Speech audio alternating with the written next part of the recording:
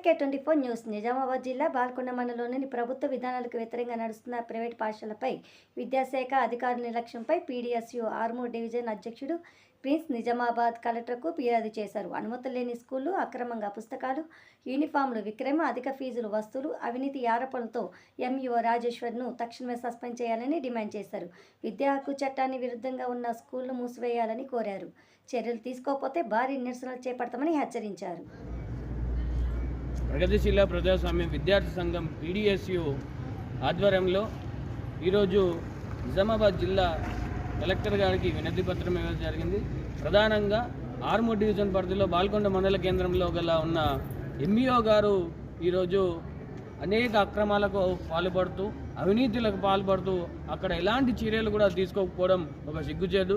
గతంలో కూడా అనేక సందర్భాలలో ఫిర్యాదులు చేసినప్పటికీ అక్కడున్న ప్రైవేట్ విద్యా సంస్థలు నియమ నిబంధనలను ఉల్లంఘిస్తూ, సుప్రీంకోర్టు జీవో నంబర్ 91ని కూడా ఉల్లంఘిస్తూ పాఠ్య పుస్తకాలను లేకపోతే టై, బెల్ట్, యూనిఫామ్స్ అని చెప్పి విద్యాలయాలన్నీ కూడా వ్యాపార కేంద్రాలుగా మార్చినప్పటికి కూడా ఈరోజు అక్కడున్న MUO ఎలాంటి చర్యలు తీసుకోలేకపోయినారు.